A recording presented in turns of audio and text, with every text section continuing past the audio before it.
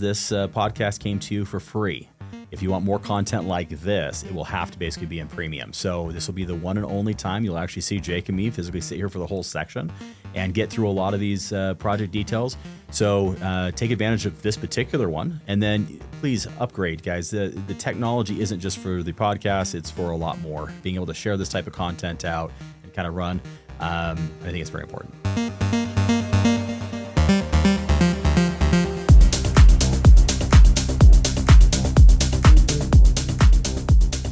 Hey, Debtbox family, Jake Anderson, Debt Council member here. We're at the Debt Insider studio, and we got a special guest today, Jason Anderson. Not so special, but also a Debt Council member, and we thought we'd go ahead and shoot something for you guys special today and kind of give you an update of what's going on. Yeah, so some of these guys have seen some of the other podcasts we have done, and recently I had an opportunity to sit down with both Roy and Shad in their various updates that they would have from the field. We talk a little bit about this relationship that Debtbox has between the digital and the physical side. Yeah. And, one of the things that we're probably most excited about in coming out with our own blockchain is being able to actually, get the physical side of what's going on in a viewable format for everybody that, isn't able to go and visit these sites. But since we're not there yet, let's talk a little bit about what's going on the physical side. Again, I've talked with Roy and Shad a little bit in their respective areas of expertise from where they're handling, but let's start with debt. We can start with debt. We actually believe debt's matured at an aggressive pace, even I think probably more dramatic than some had kind of realized from the beginning. This project actually took off. It started at a penny. Most people forget about that today, a year and a half in roughly. We get hit all the time on social media is, why are your tokens down? Why, what's making it spike? You have to kind of just take a step back and breathe for a second, because at the end of the day, you got to understand that every market has to have its basically, ups and downs, as long as the trajectory is in the upward paradigm when you zoom out. And I mean zoom out. I'm not talking about today. I'm talking about zooming out, and I'm okay if it does this along the way. And that's what the tokenomics really kind of do. Mm-hmm. Debt is actually one that's very particular because it doesn't have any deflationaries in it. What it does have is it's being supported by all of the projects underneath it. And what I'm so excited about is actually the L2 projects that we're already getting slammed with. I don't know about you, but I get hit up on projects 3 to 4 times a day. Yeah, at least you probably take the brunt of that, but I get up weekly, And what's really cool, the projects were being presented. They're really cool.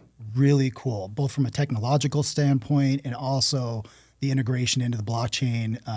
We're going to be, working in areas that maybe we haven't touched on, had no really, desire to touch in, but are very valuable to the end consumer, and I think will bring tremendous value to our ecosystem. I totally agree, and I actually kind of think it's funny because I would have never thought that when we just announced the fact that we were doing debt chain, this was actually probably one of those guarded secrets inside the Debt Council when we put this all to paper a little over a year and a half ago. We've got a lot of competitors in the marketplace. Everybody has their own blockchain. We didn't want to do something and let it out of the box too soon. But the reason why we did it was we did not have a single blockchain we can go to actually track what's going on the live asset side. The very things that make debt unique. Exactly. So when you talk about tokenizing assets, everybody wants to talk about that. It's the flavor word of the week. We've been doing this for years. Mm-hmm. And, even when you look at, back in history when we went into West Africa originally, the whole goal was basically to bring these projects into everyday households and let them to participate in them. Blockchains are letting it happen. But one thing everybody's trying to figure out is, well, I would like to know what the wells are doing. And it's probably the number one question I get really on social media is... And it worked really well when we only had 1 or 2. But now that we've got, I think, we talked about this in depth with Roy, but we're over 200. Yes. How are we doing on a well? Well, which one? And I think that's something that we would love to be as transparent. By the time I check one well and I get back in and it circles around, it's kind of like the telephone game. The telephone game. Yeah. I tell you something, by the time you get the information, it's done anyway. But I think the reality is blockchain will actually solve that.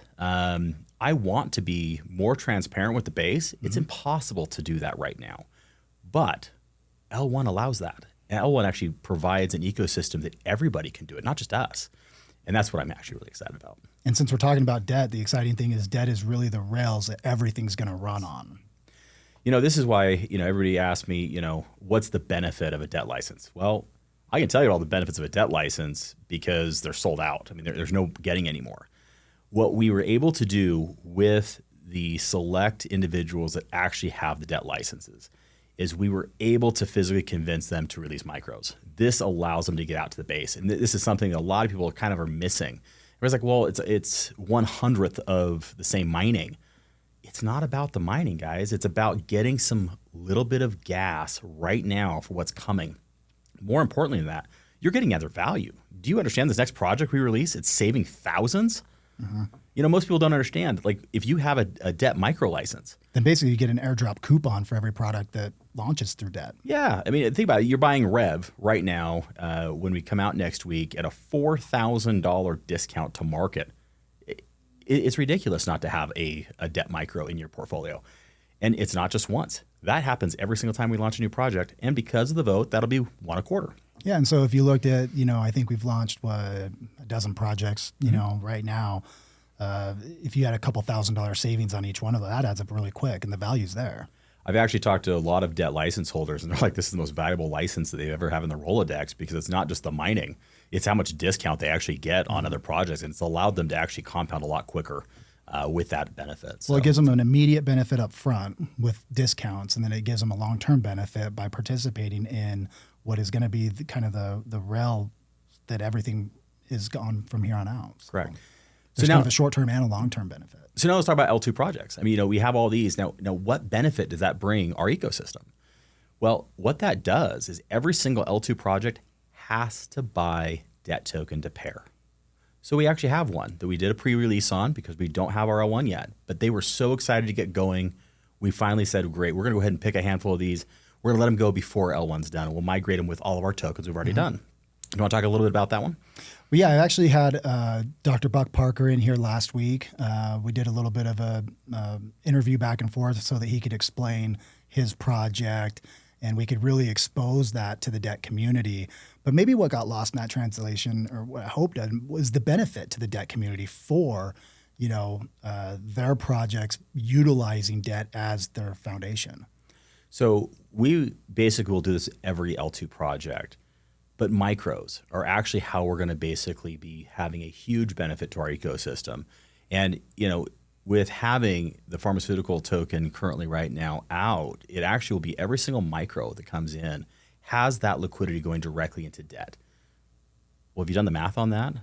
I haven't. It's 1 million micros. It's $25 million that has to come into debt. That will actually lift the whole ecosystem up just by the one L2 project. Yeah, so let's try to articulate that in a way that people will understand. You have the underlying, rail, which is debt, that is going to be paired not only with every project in the debt ecosystem, because debt is paired with blocks, it's paired with BEV, it's paired with DC, all of our projects, but now we're bringing on outside projects that aren't necessarily reliant on our community. They're not reliant on anything that we are doing. Debtbox is not operating these. They really have nothing to do with debt. Right. Other than there's a synergistic partnership that takes place because they're utilizing some of our technologies that are coming out on our layer one to, again, fulfill this model that we have built of the underlying projects, the revenues coming in, the deflationary aspect of the tokens, increasing the demand.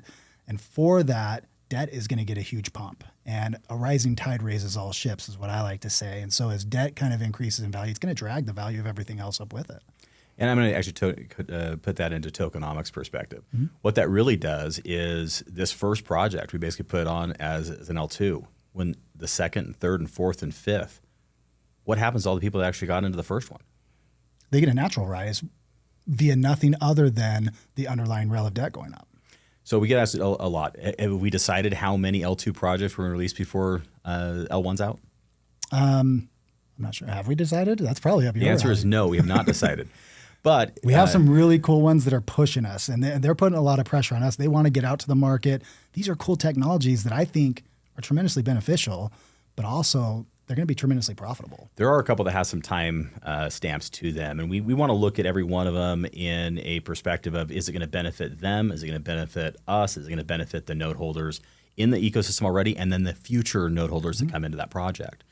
And that's really our task as the debt council, is how do we build future value? Correct. So I think that kind of gives you a little bit of preview about what's going on with debt, how it's basically going to be benefited, and not only for the debt token, but all the current projects and that because of debt, and now that technology and that tokenomics is now starting to take shape now with L2. Everybody wanted to know why that token wasn't taxed. Everybody wanted to know why we were pairing everything with that. Has no tokenomics to it. There's been a reason since the beginning. There was a plan from day one. And now you can kind of see what it is. Now you can kind of see what that is. So a lot of people think they've missed the opportunity on debt. It's what they don't understand. Debt is, almost a year and a half old at this point, coming up on 2 years old. And, licenses aren't available. There are micros available, so people have an opportunity to participate that way. But we're just at the very beginning stages of this. I mean, really, they have no idea what's going to happen over the course of the next 3, 4, 5 years. And we can't give any projections because obviously that's irresponsible. But, where we see this going, you can kind of tell as we add more and more projects, the buying pressure for debt is going to be astronomical. So, you talk about blockchain and other words are rails. And everybody said, well, I missed the boat. Well, it's not really a boat, it's a train. And understand you have the locomotive sitting out there in front, that's debt. And it is pulling every other project, all the ones that we basically put on debt. It'll pull every single one of the L2 projects up as well. It hasn't left the station. So we haven't started L2s yet. We haven't got the blockchain yet. There is so much more potential in that project. And I really want to stress that because this is not something that has even scratched the surface yet. And I'm very excited to kind of see where that goes. One thing you can always do is if you want to do some hypothetical guessing yourself, use the debt app. It's not using our math. It's using PancakeSwap's app math. So you can actually go through that and put a hypothetical liquidity ad by going to Tether, put debt down below, type in 5 million, type in 10 million, type in 25 million, and see where a projected debt token is going to come from. And that's actually coming from the exchanges directly. That's pretty exciting. It's something that everybody can do from home. Again, not that it's an exact science because there's going to be some selling that happens in that interim, but it does give you an idea of what this is going to do over the long run. So now that we've talked about that, let's get into some of the, more specific projects. Bev is a great project. It was a lot of fun.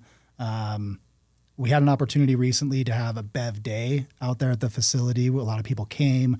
It was really exciting to get them to, again, be able to see the physical side of things that they're not used to seeing from their dashboard. They will be able to shortly, but talk a little bit about Bev. I can talk about Bev like right now. I mean, bottom line, we have all kinds of benefits right now that are coming through the distribution center. And, one thing that a lot of people didn't understand was how big the distribution center really was in the bottling facility.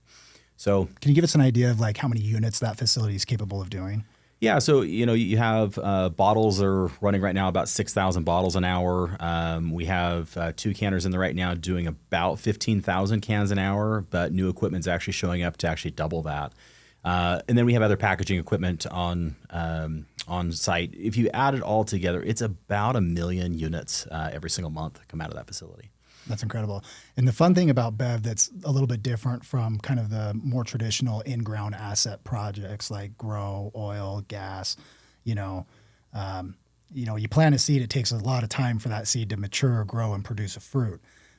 With Bev, you can sit there on the assembly line and just count bottles going down, and it's just like counting a royalty. Click, click, click, click, click, click, click, click, click. I mean, it's almost intoxicating to watch. I'm actually really excited you said that. A lot of people out at Bev Day, they were trying to figure out, okay, so I see all these bottles running, and it was going so quickly.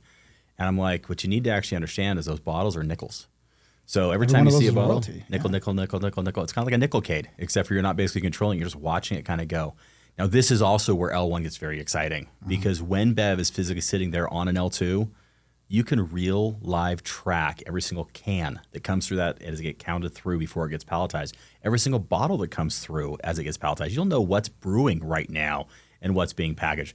That type of transparency is not able to give the community today, but it will with the L1. And I think that's one particular benefit to that project specifically. Yeah, we're doing the best we can to bring that visibility through, site visits, videos, and things like that. But sometimes it just doesn't translate, like being there in person or like actually seeing it live. And so when we implement some of the technologies in the L1 where people are going to be able to log into their back office, and like you said, you're gonna know exactly how many bottles per minute, per hour, per day, per month, are going.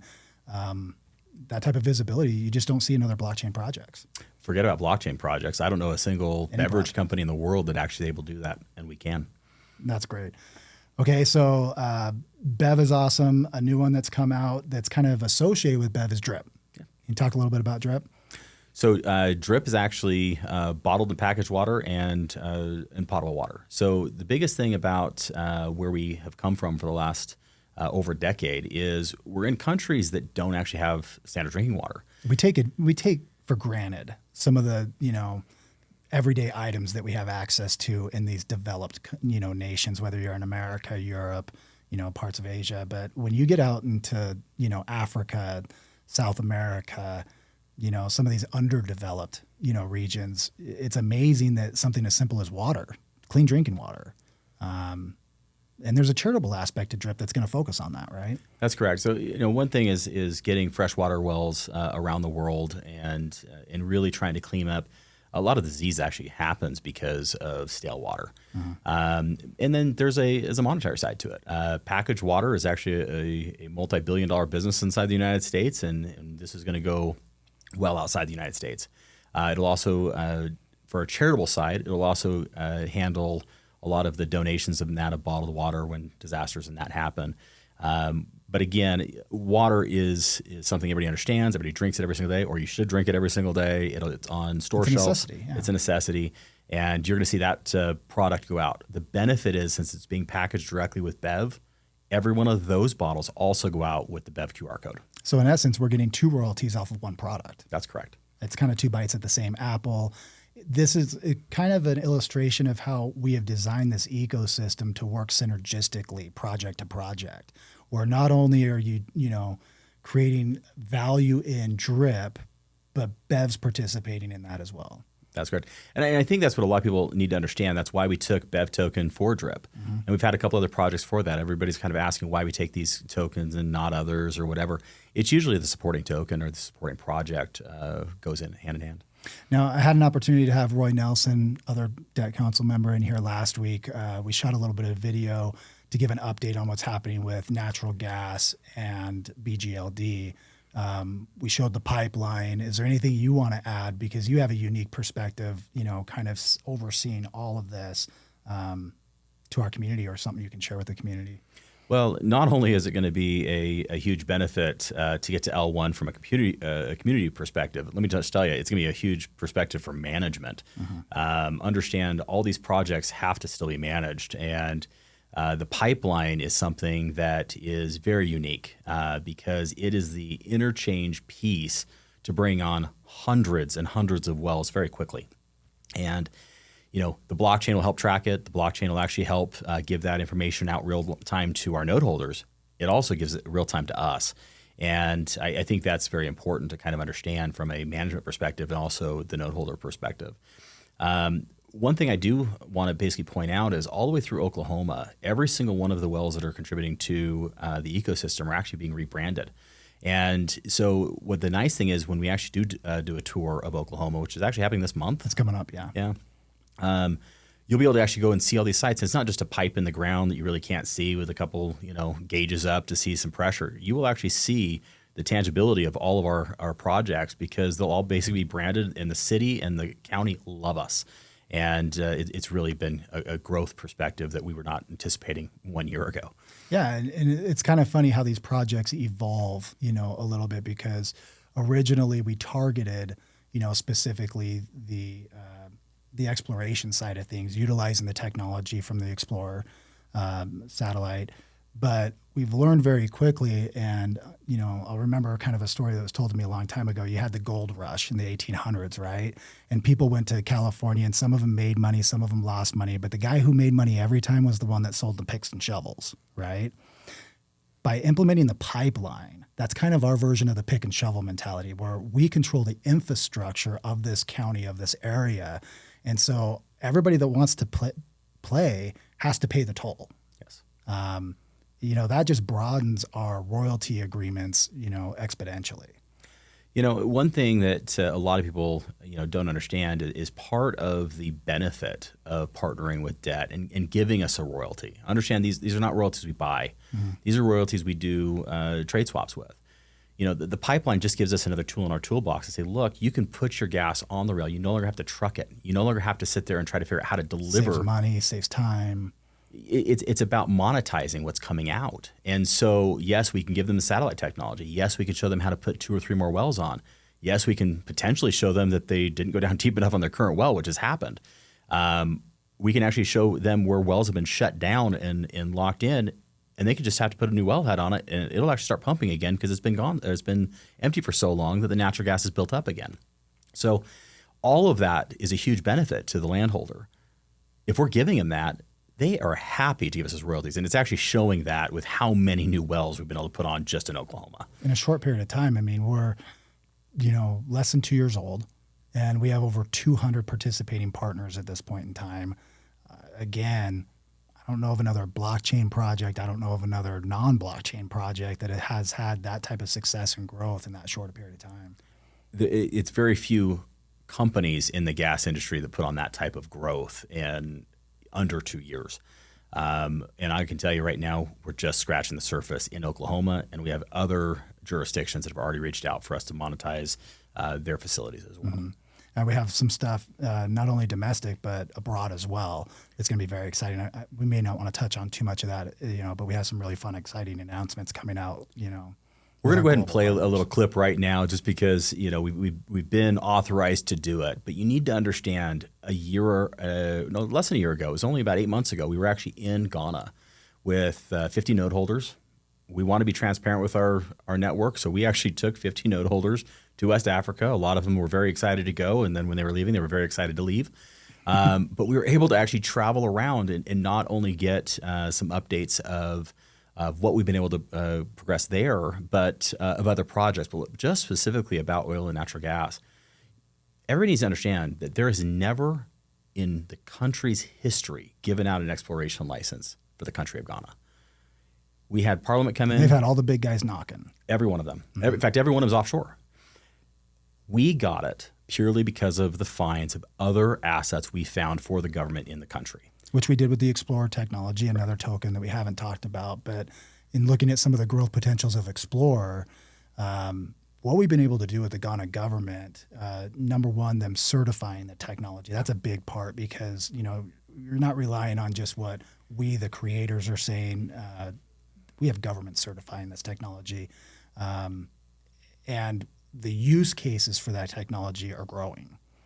When the technology discovered the largest iron ore deposit in the country, and it's actually enough iron ore to put Ghana into the industrial age. Mm-hmm. It is a type of size that actually doesn't get found anymore because iron ore has been actually mined for so long on a lot of continents. That gave us the ability to certify the technology, and while we were looking for that, we found something we actually did not think was even possible. No one was drilling for oil or natural gas onshore. We just figured it didn't exist. We found something that's so incredible, and we're not going to put definitives on them. But from the scan, it looks like it's over $1.5 trillion of natural gas and over $1 trillion of black gold, of oil.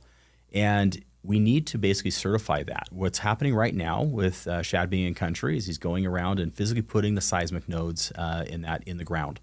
It's not a node like a mining node. These are small phones that basically collect the data from small electronic They send signals pulses into the earth. We collect that data and further extrapolate it out. So first we found it with the satellite technology. Mm-hmm. But all oil production companies want to use something that they understand and they certify and they want to use to go the implement. seismic and geological. Correct. Yeah. So seismic's something we're doing right now. Geological's already been done, and the scanning technology's already been done. So tell us a little bit more about what fun things that Shad actually found in this region we were not expecting when we got there. I've never seen anything like it. So the best I can explain is, if you ever watch Beverly Hillbillies, where you had, what is it, Jed Clampett goes out there, shoots a gun, and all of a sudden oil like Old Faithful just spurts up. That's something that's of myth and folklore, and you don't see that very often. But there's, in this certain region of Africa, they have kind of this bed of lagoons, if you will. And it's kind of swampy there, especially during the rainy season, which is now. And they found something very special there. And I'll let you elaborate. So it's because of how swampy it gets in the rainy season, it's actually not something that's lived next to. It's something that's kind of just out in the middle of nowhere. The closest village in that does go there for their water. Now that I understand what's there, probably not a great thing. And, we kind of came into town and all of the houses were coated in this black paint is what we thought at the time. We didn't know what it was. And the language is a little bit rough, but basically it's waterproofing is what they basically described it as. It was basically tar. And when we got out to the lagoon, you're physically seeing it and you're taking a canoe through a lagoon, and all of the mangroves and all of the vegetation literally are soaking up and seeping in that black crude, and it's turning to basically tar on the top. And we understand why the scans came in so large, but no one's been in this area since the country's formation. So part of it is basically now saying, okay, well, now you have it. How much is actually here? I know what the scans say from the satellite technology. I know what now my eyes are saying and my nose is smelling. We've never seen anything like it. This find will actually be something so present, I believe every single financial news channel will pick it up eventually. And this is something that I think will catapult debt to the next level. Well, and it's going to catapult debt into the next level because it's going to catapult Africa into the next level. Yes. This is something that's literally going to be life-changing for the development of Ghana and the neighboring countries in terms of infrastructure, in terms of, exporting. It'll create thousands of jobs there. It's really going to change the climate there. We're going through, very much like the United States and other places around the world, they go through elections there. And the government officials are already trying to leak out that they want to basically expand their oil and natural gas exports. Not really an understanding of why that's the case, but they are our partners on the project. And so I think it's important to understand they're already putting millions of dollars into the pipeline to basically come to this site. They're already basically building out a huge depot for export on the Oceanway. And so they believe the technology is so much that they've actually already started putting infrastructure cash in well before the seismic comes back because of other finds we found in the region. And so, I think that's really kind of fun for everybody, and there's so much more to come. But Oklahoma, I think, is the starting point. And I think that'll Oklahoma's ready now. It's ready now. We can talk about what's coming in the future, but Oklahoma's ready now. Yeah, I think we get excited about Oklahoma, and with Oklahoma, I think you just wait because Ghana. There's a reason why natural gas had so many tokens in it. Mm-hmm. Ghana is going to explode that project for visibility and for production for years to come, decades. So we're talking a little bit about oil and natural gas. We just came back to Oklahoma. Another project that's working in synergy with those is DCM, one of our newer projects, data mining centers. I know Roy kind of charted out on a map and showed some of the locations that we're doing, but a lot of people, if they're not familiar with even Bitcoin mining, let's educate a little bit about the benefit of what DCM is to a traditional Bitcoin miner or a company that specializes in Bitcoin mining. So power is actually the number one cost for mining. It's not actually the equipment. Without a doubt. About 800 to 900 units is going to cost you about $150,000 a month in traditional mining power. And that just depends on if you're getting it for 4 cents a kilowatt, 5 cents a kilowatt, 6 cents a kilowatt, so on and so forth. And that's depending on where in the country you are. You have to also be careful because a lot of the cheap energy is also where it gets hot. And you have to keep these rigs cool. Mm-hmm. So even though you're getting cheaper energy, if you have to cool them, if you're in the middle of a desert at 100-degree weather every day, then you're probably offsetting the fact that you're getting cheaper energy by more energy you have to basically use for that facility. How great would it be to have a virtually zero energy cost for Bitcoin mining? It's a complete game changer. I agree.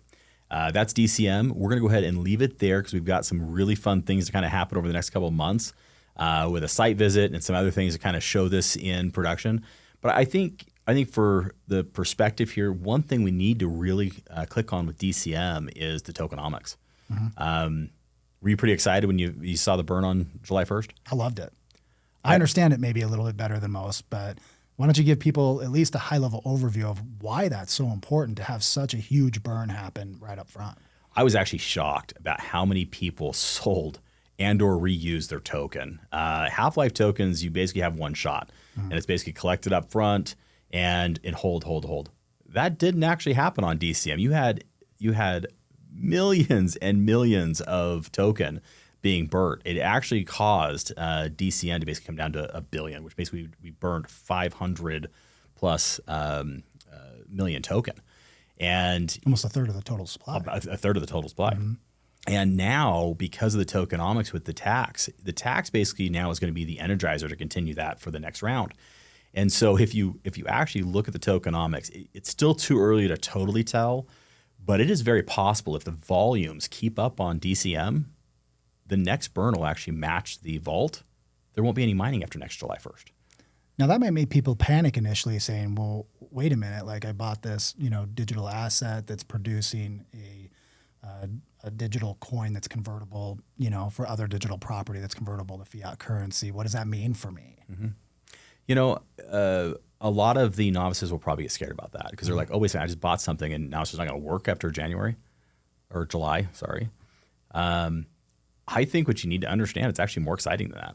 Because if the burn is that big, imagine when you don't have a vault anymore that matches with the EGI. Those airdrops now are going to be massive. They're going to be priceless.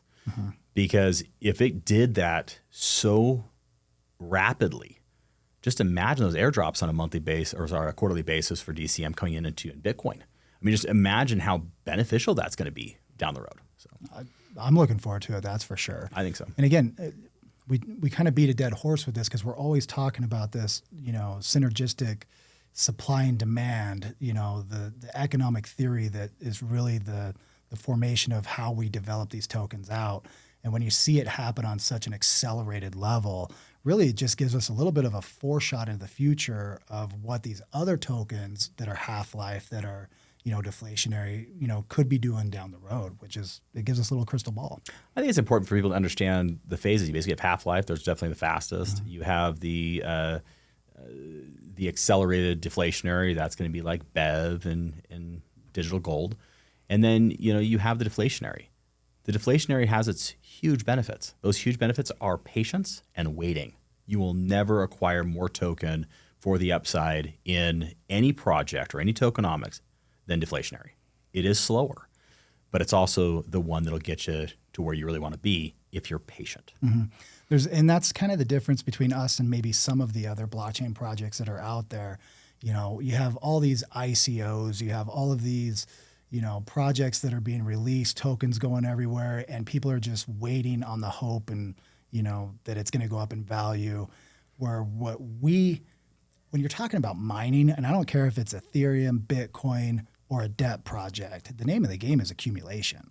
Absolutely. And it's really the only solution to what you're trying to get to. It's getting token, or why would you buy the miner to begin with? Exactly. So once you kind of understand that, then you can really chart out a path for success moving forward. Exactly. So I think that kind of gets through DCM and some of the cool things kind of heading there. I'm going to ask you a little question. I mean, you talked a little bit about the Explorer project. It's a year old now, and the Aluminum project. We've had some really kind of interesting debates with the Debt Council. Something happened in natural gas that none of us actually thought was going to actually happen. There was a vote to add a halving into natural gas. I was very vocal on Telegram. Probably not the best thing to do. I would shy away from it. We have natural gas, and now you're kind of seeing the updates on why you probably could have gone away with not doing it. The note holders are still asking for that vote. Is that something we're going to give the community? Yeah, one of the things we're constantly trying to move forward to is the decentralization of the ecosystem. And what we really want to do is give the power back to the hands of the people. And so we've started to implement these votes, like you talked about, to really give the people, the options that we see are viable, and they get to decide, where we move forward. With natural gas, I can understand it from the individual's perspective. Patience is a hard thing to come by, right? The reason why there were so many token in natural gas especially is because we understood the size of some of these things we were going after. And we knew that, these larger reserves that we're locating with the Explorer technology are going to take decades to get out of the ground. So we needed to design a tokenomics that would last decades long. Now we listened to the people, and they wanted to add another halving, which is going to kind of expedite the, deflationary aspect of the supply. A little bit maybe premature to the, inflation of the royalties coming in, but I actually think that, the decision's been made. Now we can just look forward to it, because now that we have restricted supply so much, when those royalties do come in, it's going to have a massive impact really quick. So, kind of getting through that, let's talk about a little about Aluminum and Explorer directly. As a debt council member, we've kind of talked through here. Do you think that's a good idea for those two projects personally? So, not giving advice for anybody. Yeah, legal's probably having a heart attack behind the scenes right now. But we can't give advice, but we have been asked to bring those up to a vote in order to add another halving. Bottom line is I'm in support of what the people want. This is not, we created these projects and we created this, but they're not ours. They belong to everybody that's participating. And so we will bring that up for a vote here in the next little bit, before the next halving. And, people are going to choose one way or the other. If you look at it, you're really choosing between kind of a short-term and long-term mentality. Both are going to find success because what we have behind the scenes is going to, contribute in a large way. But, my suggestion would be to look at, the light paper, read it, understand what these tokenomics mean, educate yourself on it. Ask the right questions in Telegram. You've been great about, answering some of these things. We're trying to actually put that in a format like we're doing now where, we can answer it from a video perspective. But I'm not sure there's really a wrong decision in that. I see the value of keeping it the way it is, but maybe from a short-term perspective, there's value in adding another halving to it. I think most people, if they're honest with themselves, if you're a holder, you probably are holding. Mm-hmm. If you're selling, you're probably selling. Sellers think they're going to get a big benefit, but they'll have no token when the token goes up. So, I think look at natural gas. See if it was the right decision for those individuals. If you voted for natural gas because you had that license as well, did it do what you thought it was going to do quickly? Mm-hmm. And I think at that point in time, make the right decision that's for you. And since we're on Explorer, I just got to say Explorer is probably one of my favorite projects just because the technology is really what's driving all these different, projects. The fact that we can scan from space and see the different assets that are in the ground gives us such a competitive advantage over almost any other exploration company out there in any industry out there. And we have just started to scratch the surface on, the use cases of that. We've obviously got our contracts in Ghana. We've started to get contracts more localized with at least NatG and BGLD. But now that the technology has been certified, not by us, not by even a third party, but by a third party government. We have other governments that are coming knocking. And so we've got some really fun things in store for Explorer. The use for that is just going to grow exponentially over the next couple of years. One of the first projects we did that with was aluminum, which happens to be there in Africa too. So we'll just touch on that. Our partnership with the Ghana Bauxite Company, is really a testament to us looking for long-term ventures. The Ghana Bauxite Company has been in business for almost 100 years, and they've been mining in the same location for 100 years. And we, in essence, just 5x'd what they can explore. So just traditional math would tell us this is a royalty that could pay for 500 years. Now, they'll get it out of the ground faster than that, but this is really something that is going to have a long-term benefit moving forward. So if you're an aluminum license holder, that's one of the more exciting projects. Aluminum is in every byproduct, every product from airplanes, cars, cell phone. I mean, every technology piece that you use has aluminum in it. We have some new technologies that are being implemented. You touched on that just slightly, that are actually going to even further improve, our ability to negotiate higher royalties because our technologies are going to, create more efficiencies, within that production of aluminum. I think probably Roy hinted on a couple of those technologies, and I'll leave the tidbits in that video. But having said that, I agree. I mean, everybody kind of wants to be the hare, and they want to finish the race first. But sometimes the slow and steady wins the race. And I think, from a perspective of different, economies, which is your life, it's your family, it's your household. I think people have a paradigm where I want it yesterday, but they don't want to work for it. And working in this it's patience. The best thing you can basically give this ecosystem is patience.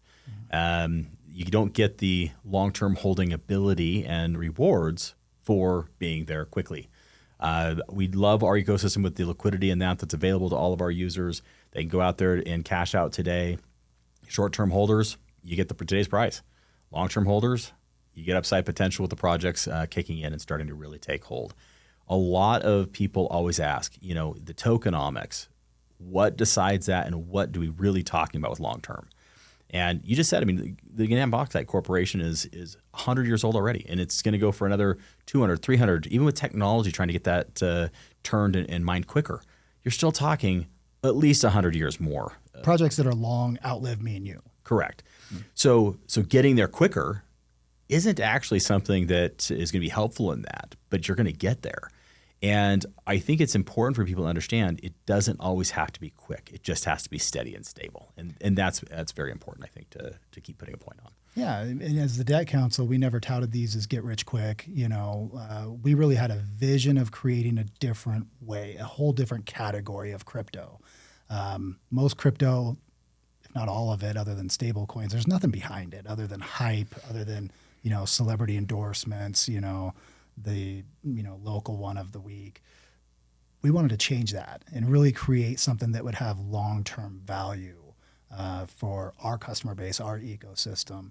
And so I think that when you look at the different projects that we're partnering with, hopefully that resonates and that shows through.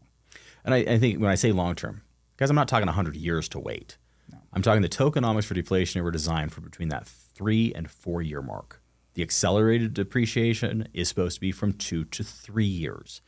Now, half-lives, you can obviously see their rapid growth fairly immediately, but understand that I'm not talking a lifetime of waiting. I'm talking wait till the tokenomics can actually hit and match the revenues on the other side. So the physical and digital are meeting together. That's kind of that pivotal point between the third and the fourth year for deflation. Well, and I've heard you say this on stage several times, so I know it's in recording out there. Ultimately, we're a royalty company. Yes. And we use our technology, like you said, to trade for royalties, to create value. We give value, we get value, but it takes time to set up some of those, agreements, set up some of those, partnerships. It's not something that you can get out of the gate and just hit day one. We always have to start with a project and then we prove concept and expand beyond that. Look at what we've done with, NatG and BGLD.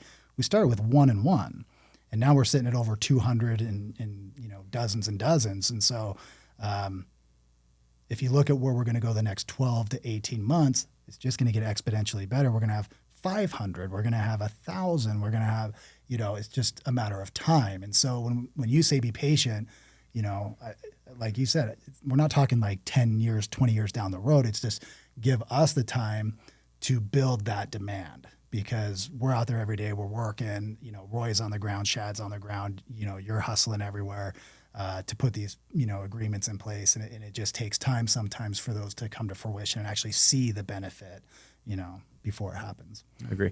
So one project we haven't talked about yet is actually Grow.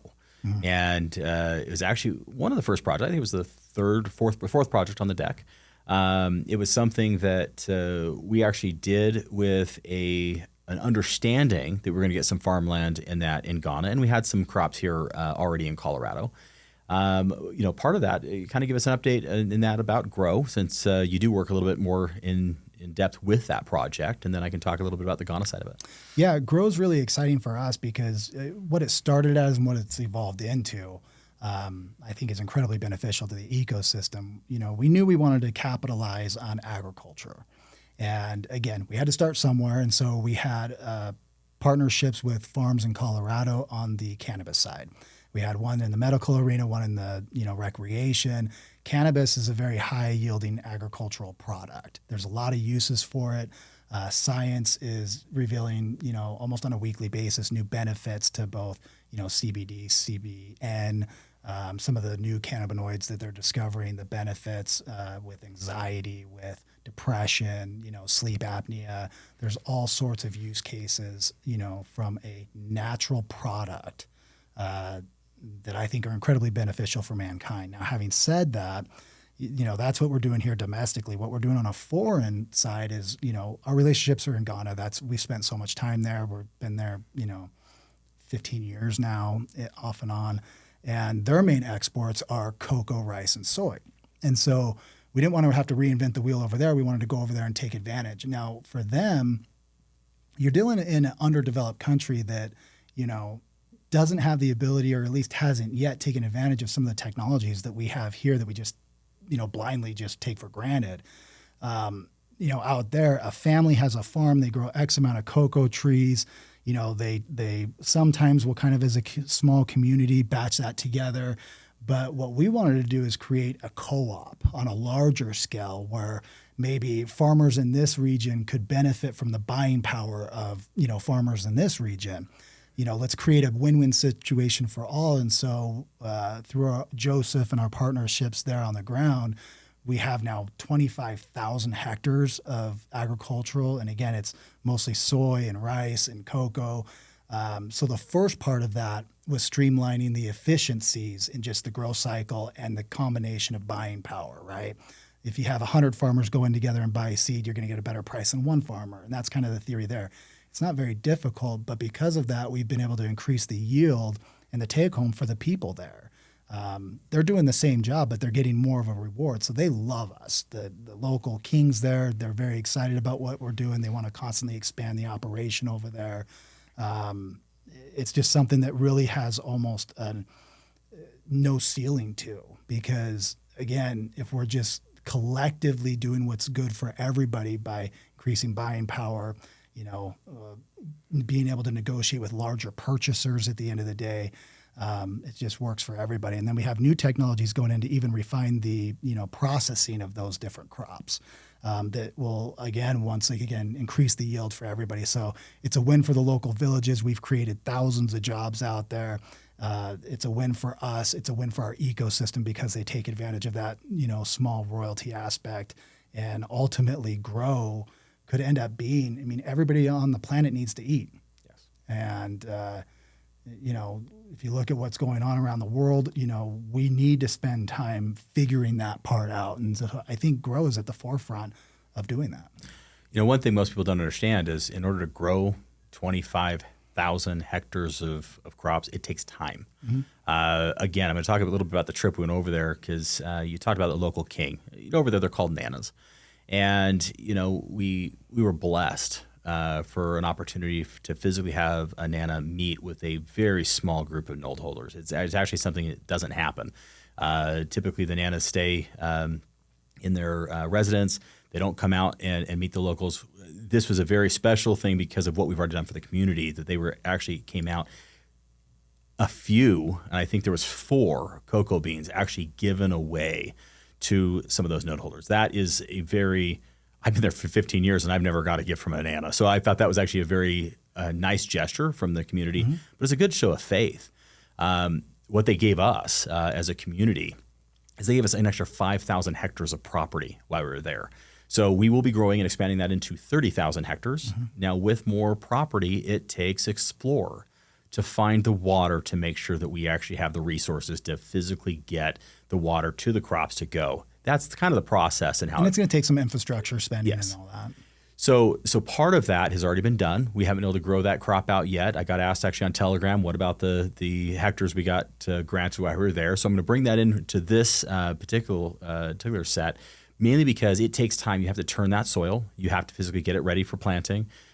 We got it in November. Understand you get one crop until about April, and it is rainy season, and planting anything is pretty much done. Mm-hmm. We're coming out of that now. I believe actually that 5,000 hectares will be planted this next cycle.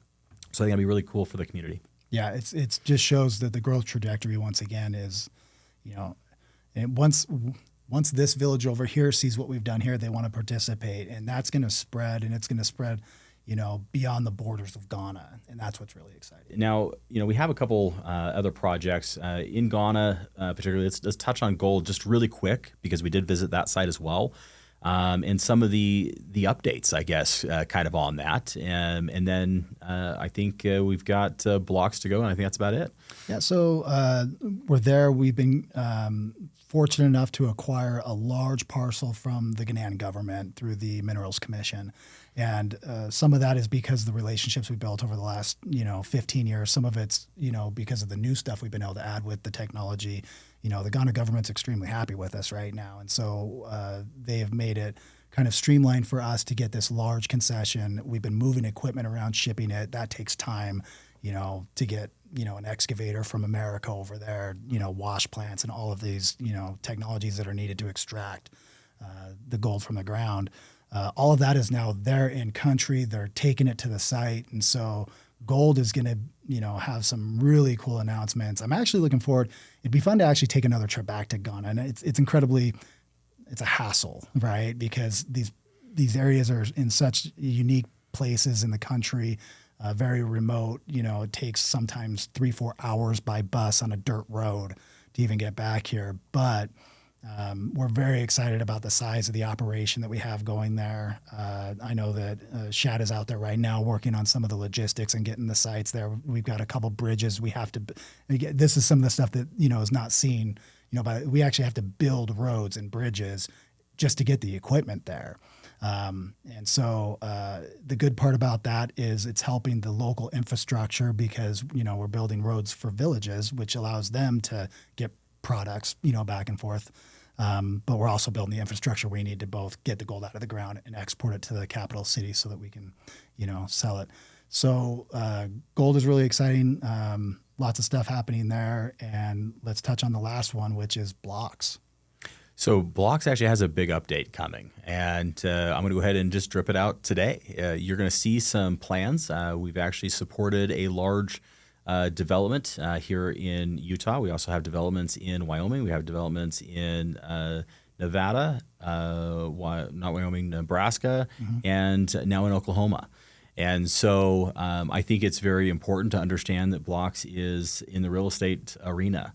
It's actually bigger than that because what's happened is we've gone to the developers, we've gone to the landholders, and we physically are talking to them about one thing, and it actually switches. It actually turns. A huge benefit to Blocks, quite honestly. Blocks has huge upside potential, and it's actually already starting to take foot. What's really happening, though, is we're actually getting some very exciting L2s because of it. I'm going to hint a little bit about some of those conversations. But we have, a top 10 hotel on Hotels.com that's actually now transitioning. They've reached out to us. Instead of getting financing through Blocks to do a third and fourth phase on it, they're actually looking at tokenizing and running out to do their own project. We have another large apartment complex that's over 300 units that's in a newly designed area. Instead of grabbing a loan, which through Blocks would be fantastic, traditional financing, they're going to tokenize it. And everybody's like, well, wait a second, what happens to Blocks? Don't worry. Blocks is being fully used right now in other projects, and it's being fully capitalized. So any capital that's physically in that project is being used. We're getting projects now we don't have the ability to do with, and they are now partnering to come back in and do it in a different way. And I think that's amazing. And I think we're going to get a lot that way. And you touched on it. I mean, everybody's talking about the tokenization of assets. Real estate's the biggest asset that most people own. Yes. It's definitely one of the largest asset classes in America as well as abroad. Some of the technologies we're going to be able to implement on the L1, again, showing that physical side, I think is going to bring a whole new element to Blocks and its use case. And, people I think are going to start to understand really what Blocks is and how it's going to benefit, I'm very excited about that because understand, the traditional real estate, you can go invest in an apartment building in a REIT potentially. You have no idea what the occupancy rate is. You have absolutely no idea about the vandalisms or updates that are going on. You have no idea physically about the day-to-day financing of it, the management team.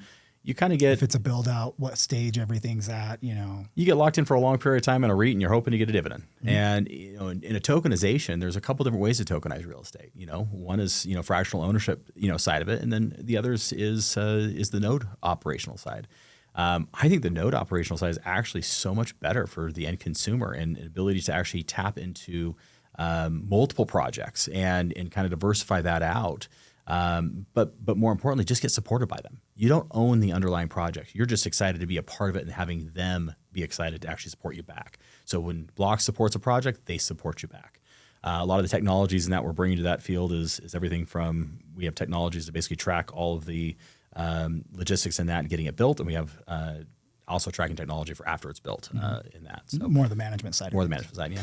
So you probably weren't expecting this, but just like we have these projects that work synergistically, like Bev and Drip, which we talked about in depth, one of our new projects is kind of a sister to Blocks. Blocks is kind of the traditional real estate financing, but there's a lot of other aspects of financing that are outside of real estate. So if you would, why don't we tease a little bit about what's coming next week? So, candidly, if you've ever been on almost any highway or freeway in the continental United States, you're driving through and all of a sudden you see a car dealership and you're seeing thousands of cars, between 100 at this dealership, 100 at that dealership, so on and so forth. We're going through an interesting economic climate right now. And because of cost of money and the way things are going, factoring and flooring was actually something that was so cheap and inexpensive. It actually wasn't a market that it really made sense to get into. It was a specialized market that was really controlled by a few, a monopoly almost. Correct. The cost of money is actually so great right now for a lot of these dealerships that Rev is actually going to help that one industry along with a lot of others. And I think we're going to go ahead and wait for the light paper to kind of pop out. But I don't think anybody really has a hard time imagining how much that industry is in the United States. When you have thousands of cars sitting on car lots, they have to be financed by somebody. And so just like Blocks does a lot of the real estate stuff, Rev will basically do a lot of the automotive. And so no pun intended, but Rev is really revolutionizing, get it, the way that the auto financing works, or especially from more of the commercial side than the independent user side. But again, the long-term game plan is to get into all aspects of this. We all know people that drive automobiles, have boats, have RVs. Those require a different type of financing than traditional mortgages. They're shorter term, they're higher interest rate for the most part. That creates an opportunity to just put money to work. Correct. And to have different strategies in place. And again, it's not that we're going to be sitting there doing that. It's that we have partners that know that industry inside and out. It's our ability to just grab a little piece of, a multi-billion dollar a year.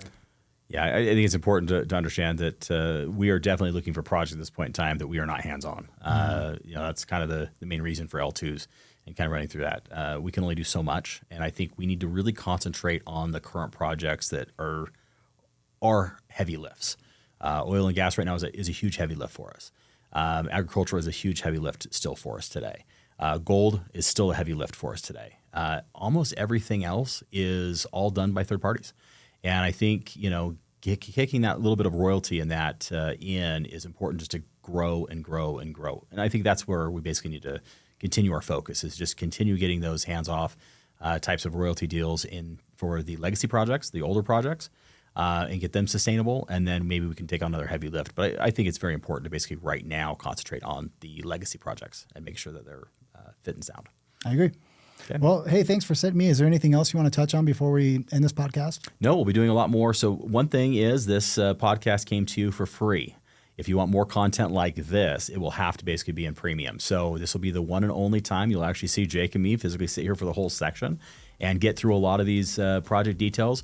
So take advantage of this particular one, and then please upgrade, guys. The technology isn't just for the podcast, it's for a lot more. Being able to share this type of content out and kind of run, I think it's very important. Yeah, so get your Debt Insider app, get the premium content to get more stuff like this, interviews with the Debt Council. We do live Q&As. It's really about us getting the information to you guys as quick as possible. And having you be able to share it. Yeah, exactly. So thanks for joining us. And like always, happy mining.